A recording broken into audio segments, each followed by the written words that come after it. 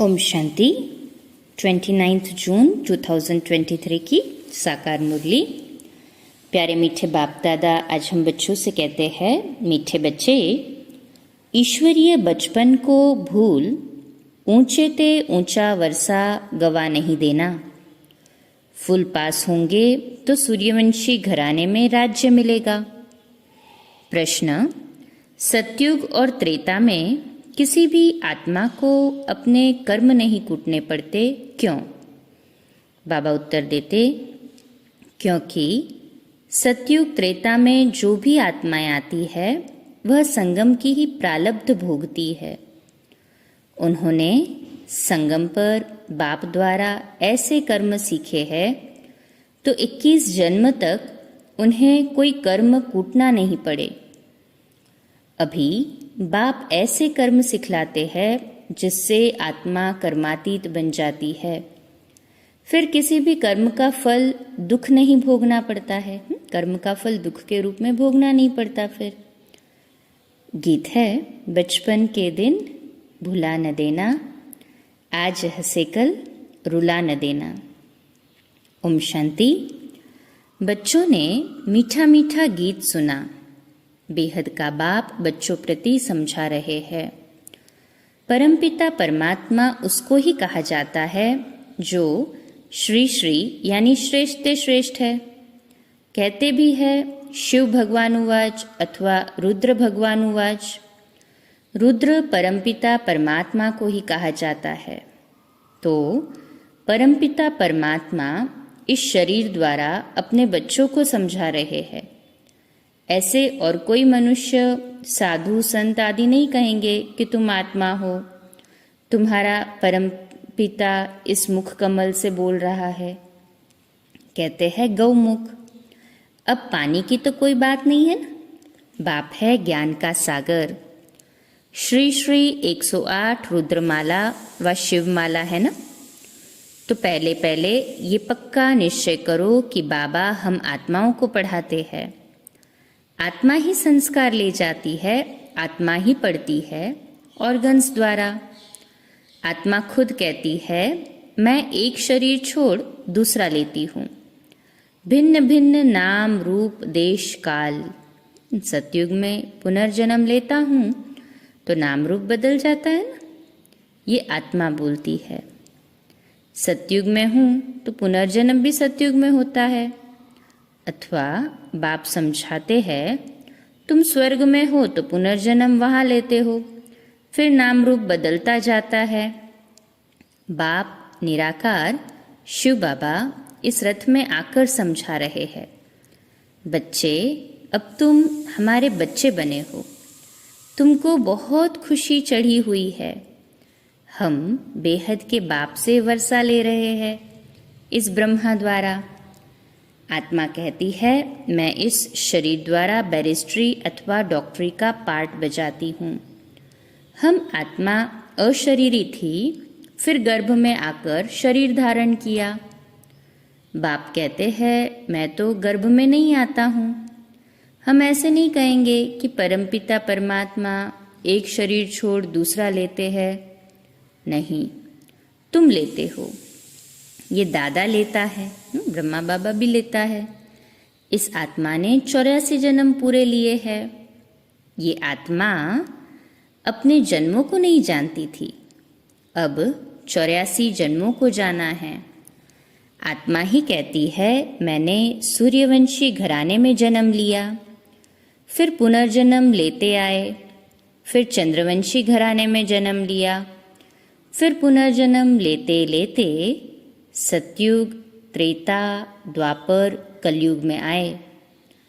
आत्मा कहती है द्वापर में हमने बाप को बहुत याद किया, परमपिता परमात्मा के लिंग रूप की पूजा भी की। मैं आत्मा सतयुग में मालिक थी, वहाँ किसकी पूजा नहीं करती थी। स्वर्ग में भक्ति होती है ना। बाबा कहते हैं स्वर्ग में भक्ति होती नहीं, वहाँ पे तो भक्ति की आवश्यकता ही नहीं, अभी भक्ति होती है। तो स्वर्ग में तो भक्ति होती नहीं, आधा कल्प भक्ति की। अब फिर बाप के सम्मुख आए हैं ना बाबा के सम्मुख। कहें हाँ जी बाबा। अभी तुम सब निराकार बाप के सम्मुख आए हो साकार द्वारा। बाप कहते हैं ये ईश्वरीय जन्म भूल नहीं जाना। कहते हैं बाबा ये तो बड़ा मुश्किल है। अरे मुश्किल क्या बात है, तुम आत्माओं का बाप मैं हूँ। मैं आया हूँ तुमको पतित से पावन बनाने। तुम स्वर्ग की बादशाही करने लिए पढ़ते हो। ज्ञान के संस्कार मुझ परमपिता परमात्मा में हैं। इसलिए मुझे ज्ञान सागर मनुष्य सृष्टि का बीज रूप कहते हैं। खुद कहते हैं बरोबर मैं रचयिता हूँ। मैं परमधाम में रहता हूँ। मैं यहाँ एक ही बार आता हूँ जबकि मुझे पढ़ाना होता है। पतित सृष्टि को आकर पावन बनाता हूँ। ज़रूर पतित ही याद करेंगे। सतयुग में पावन तो याद नहीं करेंगे।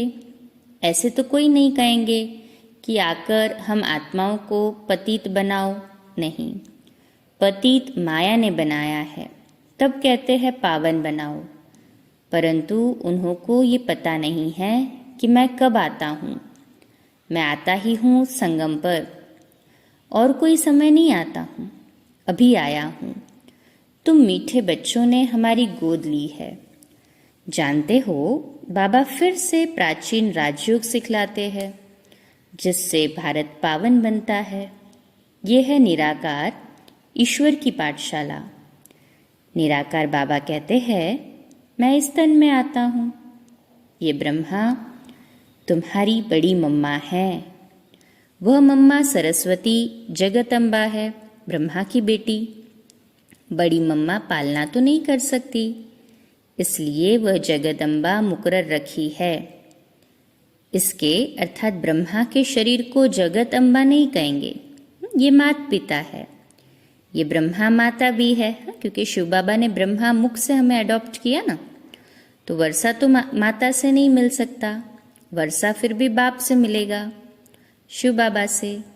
तो ये ब्रह्मा माता के तुम मुख वंशावली हो। बाप कहते हैं बच्चे मेरा बनकर तुम स्वर्ग की बादशाही लेने लिए पुरुषार्थ करते करते फिर कहाँ माया की युद्ध में हार नहीं जाना, भाग नहीं जाना। ये ईश्वरीय बचपन भुलाना नहीं। अगर भुलाया तो रोना पड़ेगा। तो बीके सरस्वती जिसको जगत अम्बा कहते हैं वह पालना करने निमित्त बनी हुई है। ये ब्रह्मा पालना कैसे कर सके? कलश पहले पहले इनको मिलता है। पहले इनके कान सुनते हैं, फिर जगदम्बा के। हाँ बाबा कहते पहले तो जिसका रथ है वो सुनता है, फिर जगदम्बा है संभालने के लिए। अब बाप कहते हैं मैं संगम युग पर आया हूँ तुमको वापस ले जाने। जैसे धर्माऊ मास है जिसको पुरुषोत्तम मास कहते हैं ना, वैसे ये भी पुरुषोत्तम युग है जहाँ उत्तम से उत्तम पुरुष बनना होता है। पुरुषोत्तम माना उत्तम ते उत्तम पुरुष कौन है? ये श्री लक्ष्मी नारायण। ये नर नारी ऊंचते ऊंच कैसे और किस द्वारा बने? बाप कहते हैं मेरे द्वारा। मेरा नाम भी है श्री श्री श्रेष्ठ श्रेष्ठ। ऐसा श्री नारायण जैसा मनुष्य मैं बनाता हूँ, पतितों को पावन बनाता हूँ, जिससे फिर ऐसे लक्ष्मी नारायण पुरुषोत्तम और पुरुषोत्तमनी बनते हैं। बाप कहते हैं बच्चे देह सहित देह के जो भी संबंध है सबको भूलते जाओ। मुझ एक के साथ योग लगाओ। तुम कहते हो हम बाप के बच्चे बने हैं। हम कहते हैं ना हम शिव बाबा के बच्चे बने हैं। जाना भी है तो माना भी है दिल से। कहें हाँ जी बाबा। बाप के स्थापन किए हुए स्वर्ग के हम मालिक बनेंगे। बाप कहते हैं माम एकम याद करो। ये है आत्मा की अथवा बुद्धि की यात्रा। धारणा सब आत्मा को करनी है। शरीर तो जड़ है, आत्मा की प्रवेशता से ये चैतन्य बनता है। तो बाप समझाते हैं लाडले बच्चे ये याद की मंजिल बड़ी लंबी है। तीर्थों पर तो मनुष्य चक्र लगाकर लौट आते हैं, तीर्थों पर तो कभी विकार में नहीं जाते हैं। क्रोध, लोभ आदि हो जाए परंतु पवित्र जरूर रहेंगे। फिर घर में लौट आते हैं तो अपवित्र बन पड़ते हैं। इस समय सबकी आत्मा भी झूठी तो शरीर भी झूठे है। लक्ष्मी नारायण की राजधानी से लेकर जो भी आत्माएं आती गई है, इस समय सब पतित है। सतयुग में बेहद का सुख, शांति, पवित्रता रहती है। कलयुग में तीनों ही नहीं है। घर घर में दुख, अशांति है। कोई कोई घर में तो इतनी अशांति होती है जैसे नर्क। आपस में बहुत लड़ते झगड़ते रहते हैं। तो बाप कहते हैं ये बचपन भुलाना नहीं। अगर भूले तो ऊंच से ऊंच वर्षा गवा देंगे। भुला दिया, फारकती दे दी तो अधम गति को पाएंगे। अगर श्रीमत पर चलेंगे तो श्रेष्ठ श्री लक्ष्मी नारायण बनेंगे। फिर त्रेता में 2 कला कम हो गई, इसलिए उनको क्षत्रियपन की निशानी दे दी है। ऐसे नहीं वहां कोई राम रावण की लड़ाई लगी। जो माया पर जीत पहनते हैं वह देवता वर्ण में जाते हैं। पूरे मार्क्स है 100। सूर्यवंशी नंबर 1 जो गद्दी पर बैठेंगे उनको पूरे मार्क्स 100 मार्क्स मिलेंगे। थोड़े कम मार्क्स होंगे तो सेकंड नंबर 33% मार्क्स के नीचे आ जाते हैं तो राज्य पीछे मिलता है। सूर्यवंशी का पूरा हो फिर चंद्रवंशी का चलता है। सूर्यवंशी फिर चंद्रवंशी बन जाते हैं। सूर्यवंशी राजधानी पास्ट हो गई। ड्रामा को भी समझना है। सतयुग के बाद त्रेता सतो प्रधान से सतो हो जाते हैं। खाद पड़ती जाती है। पहले गोल्डन, फिर सिल्वर, कॉपर। अब तुम्हारी आत्मा में खाद पड़ी हुई है। आत्मा की ज्योति उझाई हुई है। पत्थर बुद्धि बन पड़े हैं। बाप फिर पारस बुद्धि बनाते हैं। कहते हैं हे आत्माएं, चलते फिरते कोई भी कार्य करते बाप को याद करो। 8 घंटा तो पांडव गवर्नमेंट को मदद करो। अभी तुम आसुरी कुल से ईश्वरीय कुल में आए हो। फिर अगर आसुरी कुल में गए अथवा उनको याद किया तो विकर्म विनाश नहीं होंगे। मेहनत सारी इसमें है, नहीं तो अंत में बहुत रोना पछताना पड़ेगा। पापों का बोझा रह जाता है। फिर तुम्हारे लिए ट्रिब्यूनल बैठती है, साक्षात्कार कराते हैं। तुमने फलाने जन्म में ये किया। काशी कलवट में भी साक्षात्कार करा के सजा देते हैं। यहाँ भी साक्षात्कार कराए धर्मराज कहेंगे, देखो बाप तुमको इस ब्रह्मा तन से पढ़ाता था, तुमको इतना सिखलाया, फिर भी तुमने ये पाप किए। न सिर्फ इस जन्म के परंतु जन्म जन्मांतर के पापों का साक्षात्कार कराएंगे। टाइम बहुत लगता है, जैसे कि बहुत जन्म सजा खा रहा हूँ, फिर बहुत पछताएंगे, रोएंगे, परंतु हो क्या सकेगा। इसलिए पहले से बता देता हूँ, नाम बदनाम किया तो बहुत सजा खानी पड़ेगी। इसलिए बच्चे मुझ अपने सद्गुरु के निंदक मत बनना, नहीं तो सजाएं भी खाएंगे और पद भी कम हो जाएगा। तुम्हारा सत बाबा, सत टीचर, सतगुरु एक ही है। अब बाप कहते हैं ये ब्रह्मा बच्चा हमको बहुत याद करता है, ज्ञान भी धारण करते हैं। ये और मम्मा नंबर 1 पास हो फिर लक्ष्मी नारायण बनते हैं, इनकी डिनाइस्टी बनती है। जब सब पुरुषार्थ करते हैं तो हम भी मम्मा बाबा के मिसल मेहनत कर उनके तख्त के मालिक बने, माता पिता को फॉलो करे और भविष्य तख्त नशीन बने। ये रचयिता और रचना की नॉलेज कोई जान नहीं सकते, वह तो बेअंत कह देते हैं। हम नहीं जानते हैं, नास्तिक है। न जानने के कारण ही भारतवासी अथवा सब बच्चे दुखी हुए हैं, लड़ते झगड़ते रहते हैं। पानी के लिए, जमीन के लिए। कहा भी जाता है ये 5 जन्मों के कर्मों का फल है। अभी बाप से तुम ऐसे कर्म सीखते हो जो तुमको 21 जन्म कभी कर्म कूटना नहीं पड़ेगा, एकदम कर्मातीत अवस्था में पहुंचा देते हैं। भगवान उवाच, हे बच्चे, मुझ बाप के अथवा मुझ साजन के बनकर फिर कभी फारकती मत देना। फारकती देने का कभी संकल्प भी नहीं आना चाहिए। वहाँ कभी स्त्री पति को डाइवोर्स देने का संकल्प भी नहीं करेगी। बच्चा कभी बाप को फारकती नहीं देगा। आजकल तो बहुत देते हैं, सतयुग में कभी फारकती नहीं देते हैं, क्योंकि वहाँ तुम अभी के पुरुषार्थ की प्रालब्ध भोगते हो, इसलिए कोई दुख का अथवा फारकती का प्रश्न ही नहीं। ये याद की यात्रा है, परमपिता परमात्मा के पास जाने की रूहानी यात्रा।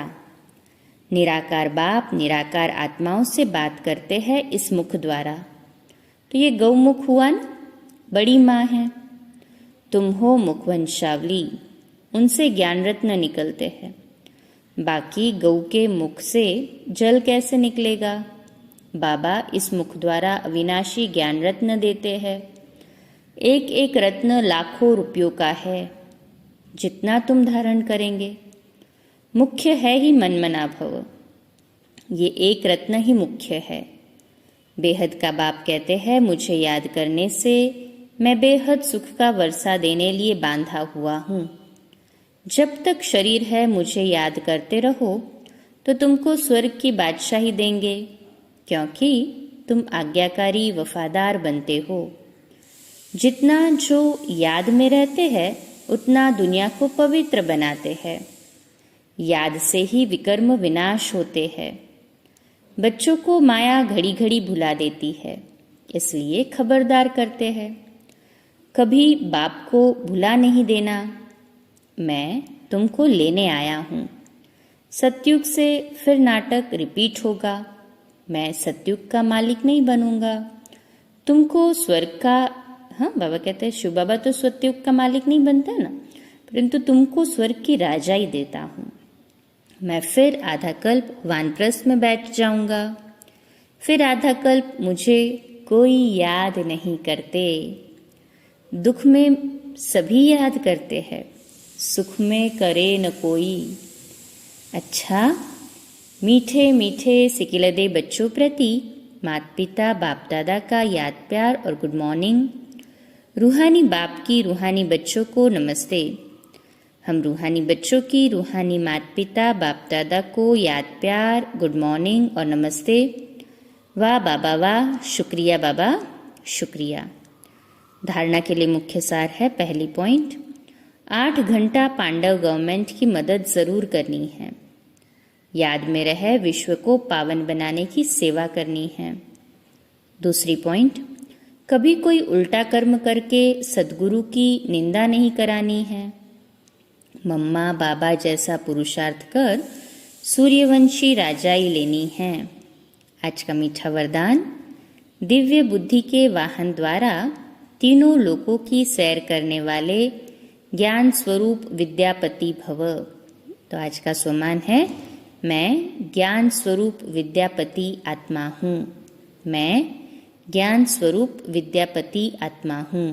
विश्लेषण, दिव्य बुद्धि अर्थात होली हंस बुद्धि। हंस अर्थात क्षीर और नीर को, मोती और पत्थर को पहचान मोती ग्रहण करने वाले। इसलिए होली हंस संगम युगी ज्ञान स्वरूप विद्या देवी सरस्वती का वाहन है। आप सभी ज्ञान स्वरूप हो, इसलिए विद्यापति या विद्या देवी हो। ये वाहन दिव्य बुद्धि की निशानी है। इस दिव्य बुद्धि के वाहन द्वारा आप तीनों लोकों का सैर करते हो। ये वाहन सभी वाहन से तीव्र गति वाला है। आज का स्लोगन, अपनी सर्व शक्तियों को अन्य आत्माओं के प्रति विल करना ही सर्वश्रेष्ठ सेवा है। अच्छा, कम बोलो, धीरे बोलो, मीठा बोलो, सत्य बोलो, सोच समझकर बोलो। निमित्त भाव, निर्माण भाव, निर्मल वाणी। आज का नया दिन आप सभी को मुबारक हो, मुबारक हो, मुबारक हो। शुभ दिवस। कल सुबह अमृत वेला क्लास 3:30 से 4:30, प्रातः मुरली 4:45 बजे और आज रात्रि अव्यक्त वाणी पर क्लास 8:45 बजे। ओम शांति।